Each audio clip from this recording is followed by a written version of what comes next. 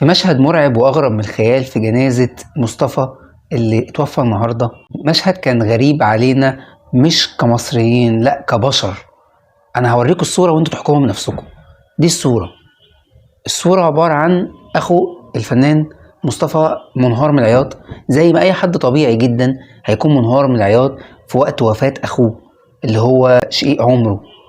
والناس اللي حواليه بيحاولوا يطيبوا خاطره، بيحاولوا ياخدوه في حضنهم، زي ما مشاهد كتير بتتكرر في جنازات، في حاجات احنا عارفينها ومعتادين عليها. ده امر عادي ما فيهوش مشكله خالص، انه اخوه اكيد هيكون منهار من العياط، واكيد الناس او كلها قرايبه كل الناس بتترحم على مصطفى على كل الاعمال الخير اللي كان بيعملها. ويمكن ناس كتير ما تعرفوش، مجرد بس انها عارفه الشكل. هو ممثل مش مشهور قوي او الناس مش عارفاه قوي، بس الناس عرفت عنه حاجات كتير لمجرد بس ان هو اتوفى. بدأت كل الناس تقول الخير اللي كان بيعمله. نلاقي في المقابل في نفس الصورة في الخلفية صورة بنات بتصور. طب ماشي، هنقول عشان في فنانين في الجنازة فهم بيصورهم، لكن في ابتسامة غير طبيعية وغير مبررة على وشهم.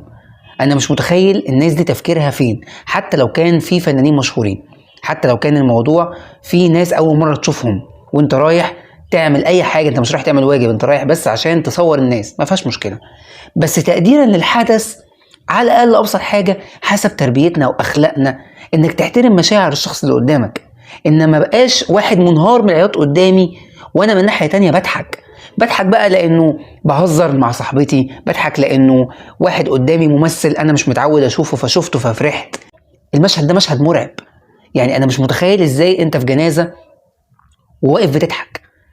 انت في مشاهد احنا مثلا او في جنازات احنا ما نعرفهاش، بتاعت ناس ممكن ما نكونش عارفينهم اصلا، لمجرد بس ان احنا نسمع عنهم والمشهد يبقى قدامنا بنتأثر بالحدث. انت لو حد قالك ده فلان شفته مرة كده انت فاكره، هتقول له اه ده توفى او يعني ربنا افتكره.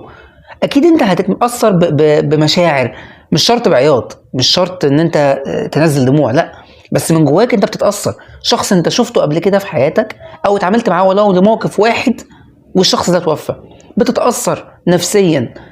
ما بالك بقى ده شخص انت في الحدث بتاعه جوه الجنازة بتاعته، وانت رايح برجلك للجنازة وشايف قدامك واحد منهار على اخوه وانت بتصور. وزي ما قلنا هو التصوير مش مبرر، بس ماشي التصوير عشان فيه فنانين انت اول مرة تشوفهم، لكن تصور وتضحك. المشهد ده مرعب يا جماعة. ازاي انا اكون قادر اضحك في مشهد زي ده؟ ازاي حالتنا النفسية وصلت لكده؟ ده اسمه حاجة فيها رعب، ان انا اتصور وفي جنازة وانا بضحك. انا عملت حاجة فاقد كل المقاييس. انا ما احترمتش لا مشاعر اللي قدامي ولا مشاعر اللي حواليا ولا احترمت نفسي. انا بضحك في جنازة قدام واحد منهار. تخيل هو لو شاف المنظر ده، هو طبعا مش مركز في حاجة، يعني الراجل اللي يكون في عونه، بس تخيل هو بيبص كده بس شاف واحدة بتضحك. طب ده موقفه ده ممكن يعمل فيها ايه؟ او يعني هو الراجل مش في دماغه، بس انا في دماغي انا لو هو بص كده بصه، ايه اللي ممكن يحصل؟ احنا ازاي وصلنا للمرحله دي؟ ازاي وصلنا للمشاعر دي واللامبالاه دي؟ ازاي وصلنا للتربيه دي؟ ده لا عمرها كانت اخلاقنا ولا تربيتنا ولا طريقتنا. طول عمرنا عارفين ان احنا بنفرح مع اللي بيفرح وبنحزن مع اللي بيحزن، بنشارك بعض في احزاننا وفي افراحنا حتى لو ناس ما نعرفهمش. كلمة البقاء لله أو الله يرحمه أو البقية في حياتك طول عمرها في بقنا، طول عمرنا بنقدر بعض. لكن نروح جنازة عشان نضحك؟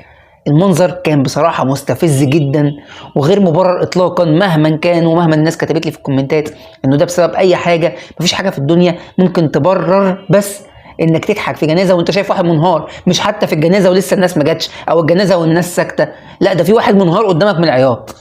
ايه مبررك في انك تضحك؟ او انت ايه مبررك في انك كنت بتضحكي في الموقف ده؟ مهما كنتي ايه، صاحبتك قالت لك نكته في الوقت ده بالذات؟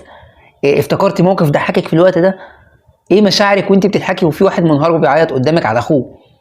يعني اكيد انت بعد الشر على اي حد في حياتك اتحطيتي في الموقف ده، او كلنا بنتحط في المواقف دي، واكيد عارفين كويس قوي تأثير شخص قريب لما يروح منك.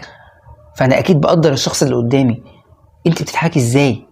انا الموقف ده استفزني شخصيا واستفز ناس كتير على السوشيال ميديا. الصوره انتشرت لانه الضحكه بجد في الموقف اللي هما الموقفين في صوره واحده مش مبررين نهائي.